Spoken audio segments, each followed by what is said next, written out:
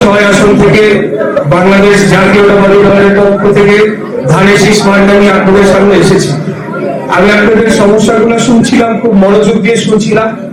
আসলে এই সমস্যাগুলোর ব্যাপারে আমরা ইতিমধ্যেই অবগত রয়েছি।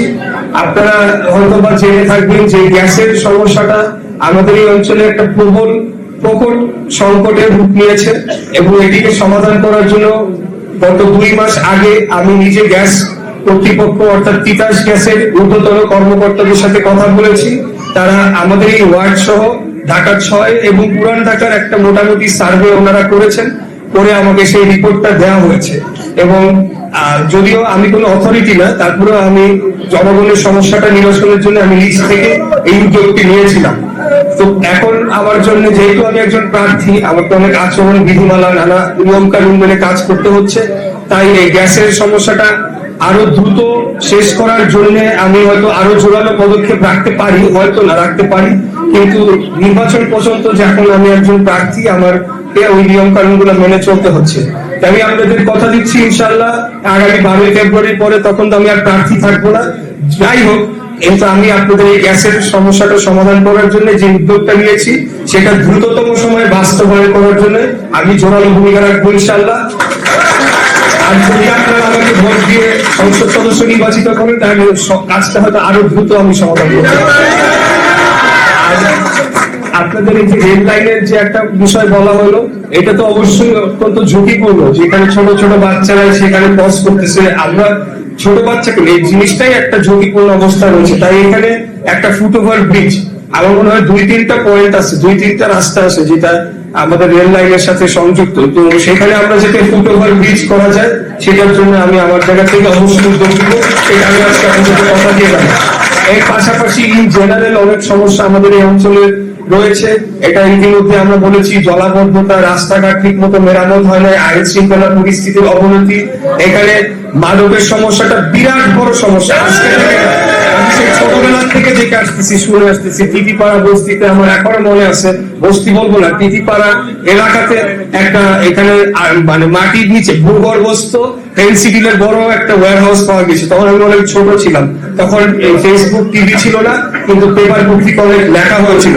তবে আপনাদের কথা দিতে চাই, এই সমস্ত সন্ত্রাসী যারা মাদকের সাথে জড়িত, তাদেরকে কঠোর ভাবে আমরা শায়েস্তা করবো ইনশাআল্লাহ। এই অঞ্চলে কোনো মাদক থাকবে না। যারাই মাদকের সাথে জড়িত হবে, তাদেরকে আমরা পাবলিকলি সামনে নিয়ে এসে তাদের মুখোশ উন্মোচন করে তাদেরকে আমরা শায়েস্তা করার জন্য, তাদেরকে আমরা আইন শৃঙ্খলা রক্ষাকারী বাহিনীর হাতে তুলে দিব এবং তাদের বিরুদ্ধে আমরা যথাযথ আইনি ব্যবস্থা নিব। তারপরেও যদি কেউ যুক্ত হয়ে থাকে, আমি নিজে গিয়ে সেখানে দাঁড়িয়ে থেকে এই সমস্যার সমাধান করবো। আপনারা নিশ্চয়ই আমার উপরে এতটুকু আস্থা নিশ্চয়ই রাখতে পারেন। আমি কিন্তু বাঁচা মরাকে ভয় পাই না। কত বড় সন্ত্রাসী আছে পৃথিবীতে আমাদের এই অঞ্চলকে ধ্বংস করার জন্য।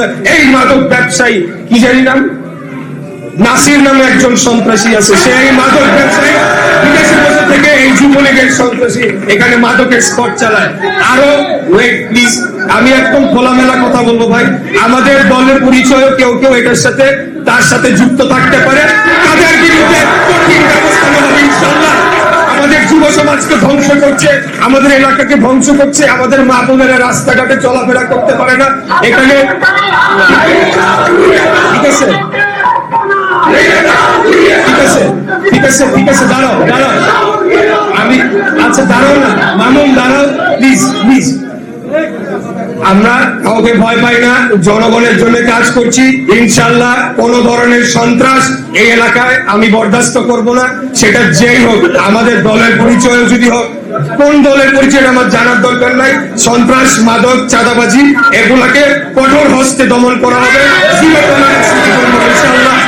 আমাদের মা বোনেরা যাতে স্বস্তিতে রাস্তায় চলাফেরা করতে পারে, তাদের দিকে যাতে চোখ তুলেও কেউ ভুলেও ইফটিজিং বা এই ধরনের কোনো উত্তর না করতে পারে, সেটার জন্য আমরা পদক্ষেপ নেব।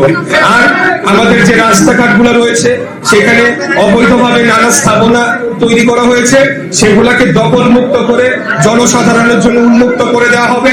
প্রত্যেকটা ফুটপাত জনসাধারণের জন্য অবশ্যই আমাদের যে আমি এই কথাটাই বলছিলাম, আমাদের রাস্তাগুলো অনেক জায়গায় অবৈধভাবে স্থাপনা নির্মাণ করা হয়েছে। আপনারা বুঝে নেন আমি কি বলতে চাচ্ছি। আমরা সেগুলাকে উন্মুক্ত করে দেওয়ার জন্য, দখল মুক্ত করে দেওয়ার জন্য জোরালো পদক্ষেপ নিব।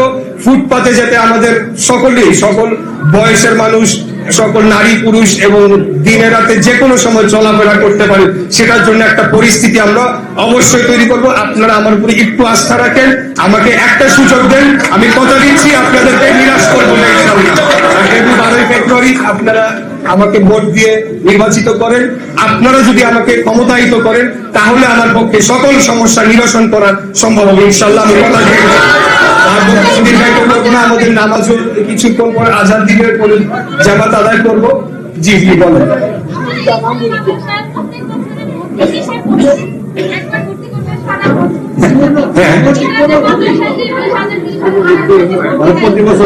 কোন মাদ্রাসা? আচ্ছা, এই বিষয়টা যেহেতু এটা একটা শিক্ষা প্রতিষ্ঠানে তাদের নিজস্ব নিয়ম নীতিমালায় চলে, এই বিষয়টা আর আমি এখন মন্তব্য করতে পারছি না। তবে যদি নিয়ম নীতির বাইরে গিয়ে কিছু হয় তাহলে অবশ্যই সেই জায়গায় আমি ভূমিকা আমার সর্বোচ্চ রাখবো, এটা আপনাকে কথা দিচ্ছি আমার, ঠিক আছে? তো আর